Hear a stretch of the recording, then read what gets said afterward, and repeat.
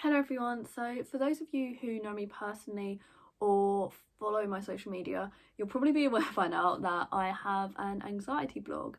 So I made this because I've had CBT and I wanted to be able to help other people who don't have access to it. So CBT, like there's long waiting lists and you have to meet certain requirements, but I think there's a lot of people who would benefit from it who can't get it on the NHS. So anyway, that is why I started the anxiety blog. But I've been reflecting on it and I've wanted to be able to reach out to more people. I understand that reading isn't exactly enjoyable for some people. Some people could have dyslexia, autism, and that would mean that reading isn't exactly easy. So I wanted to be able to explain some of the things that I've done on my anxiety page, but in a visible, audible way. Audible, is that the right word? I think. But yeah, so I just thought it would make it more accessible for people if they could see some of the things that I talk about demonstrated or spoken about in more of a casual way, because obviously I can't fit everything into a blog, otherwise it would be really long. But yeah, that was just my idea behind this.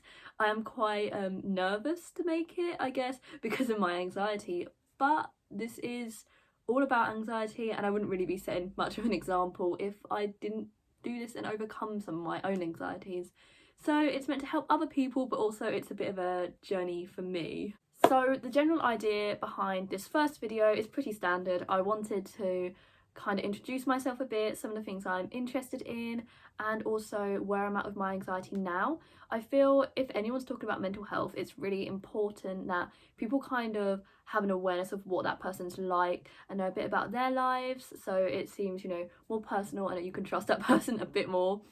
So I'm just gonna say a few facts about me, what I enjoy, and how CBT helped me, more of just like an overview of things. Obviously I'll go into more depth and some of my personal stories will come up in other videos, but I just wanted to do a bit of a, like, just a bit about me.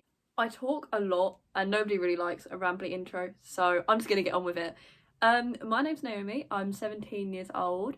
I do study A-levels at the moment. I'm doing psychology, English literature and photography, bit of a random mix. I couldn't decide whether I wanted to do something creative or academic, but I've decided now that I want to do psychology at university. So yeah, that's quite exciting, although I do feel a bit upset getting rid of all my creative subjects, but I think that psychology is a bit of a better path for me. So although I said I want to go to university, I do want to have a gap year first. I'm going to do some travelling, hopefully, maybe work for half of it and then travel for the other half so I can get money. I've got an entire list, and on the topic of lists, I love to plan. I have to know exactly what I'm doing, like, at each week. I plan my day, I like write it out. Sometimes I have lists, it depends. But to put in perspective, my gap year is in for like 2 years and I've already got a whole list of places that I'm trying to condense. So I can get excited quite easily, but I also just love to plan. It's just, it brings me a lot of comfort. Okay, so some of the things I like to do is ballet.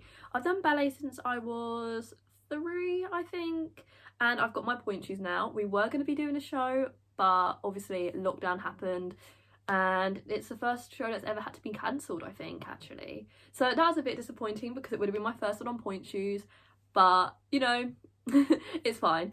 I also like to do photography. I mean, I know I said that I do it as an A-level, but it's more of a hobby for me now. It was a career path in the past, but now I see it more just for fun. I did really love doing art, but after doing the GCSE, I have not done it since. Like, it's completely put me off of it. So if you have something that you're really, really passionate about, I wouldn't take it as a subject because it could put you off. And I literally wanted to be an illustrator for half of my life, and that's gone out the window. It's so funny how I used to want to do so many creative things and now I want to do psychology instead. I absolutely love cheese, but not like, well, I like cheese on its own, but I like cheesy pasta, cheesy garlic bread, cheesy chips. I just love it. It's my favourite food. I eat so much chocolate, sweets. I like Skittles because you can have loads of them at once. Oh, I know it's so bad, but I always eat so much bad food. It's fine, but it's so tasty. Also, I am aware that throughout this, my eye contact has not stayed. I keep looking everywhere. I have massive problems with like concentration. I get really excited and look all over the place. It is a bit annoying, I'm sorry. Anyway, in terms of my anxiety, I've been trying to think of when I got my diagnosis. I have a feeling it was the end of 2017. It may have been the beginning of 2018. Obviously, I had a lot of symptoms before then, but you know, this is when the formal diagnosis happened. I think it was a few months after I got with my boyfriend that I found out. I'm not too sure. I don't know, but either way, I started CBT at the beginning of year 12. I had been on the waiting list for ages and I finally got onto it, but it was during my GCSEs, and like 2 of the sessions were on the days that I had exams, and we did phone up and they got a bit annoyed, and I was like, I can't really be doing this during my actual exam period because I'll be missing a lot of the sessions and I want to be able to make the most of it. So they did change it for me and I started later on. One of the things with CBT is because the NHS have limited resources, I was with people of lots of different ages. So it was from like year 8, I believe, until the end of high school. So some of these people were at college and there was no one my exact age who was on the same path as me. And I mean, that was okay. You could still make the most out of it, but I do think it would have been better if there was more people who were my age, because of obviously like maturity and experiences. I think the dynamic would have been very different, but obviously there are limited resources and that's completely fine. For me, the most beneficial thing for CBT was them teaching me how to make an exposure ladder. They're so applicable, and I was thinking of making a video where I show my original exposure ladder and another one that I've developed, because they're such a good way to tackle like specific anxieties.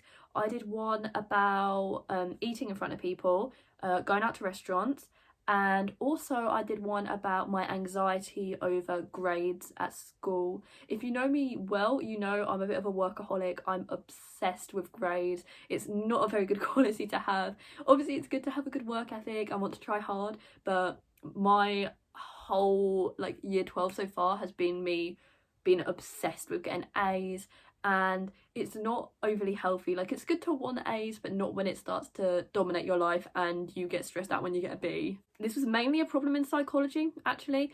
If I got a B, I'd feel like I was a disaster. So I made a exposure ladder about how I should process the information of getting a B better, and how to see it as a positive thing and not get stressed out if I don't get A's. So it allowed me to put my grades in the perspective of if I was someone else looking at it, how I am when I see other people's results. You know, I always get really proud of other people when they get grades that are good, and I've tried to teach myself that that's how I should be with mine, regardless of what it is. So it's really, really helpful to help you change your perspective of certain situations that you'd usually see as quite negative.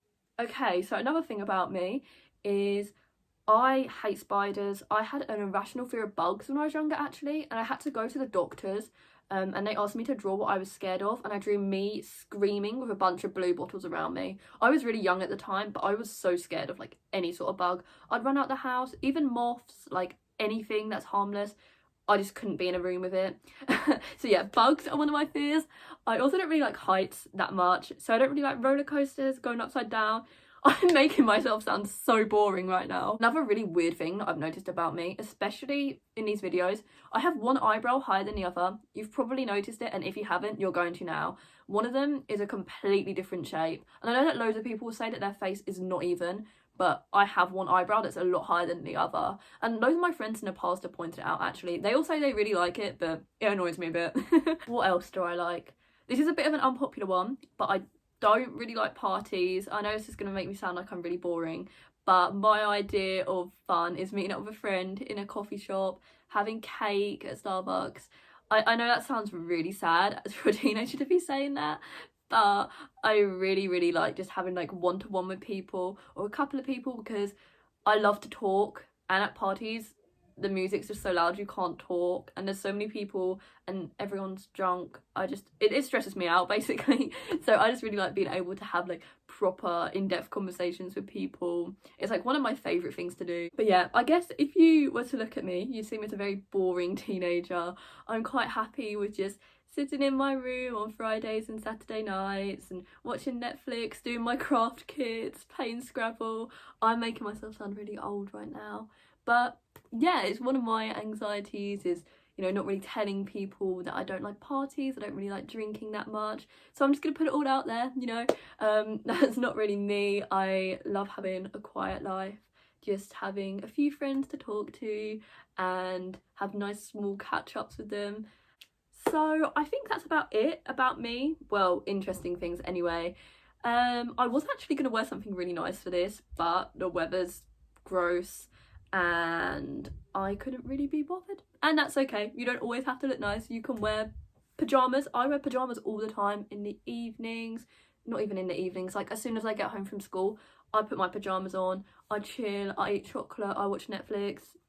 It's completely fine. You don't always have to be doing something productive and you don't always have to look great. Anyway, thank you for watching the video. If you did like it, please subscribe and give it a thumbs up, and I'll hopefully be making some more videos soon regarding my blog posts and more specific anxiety related things.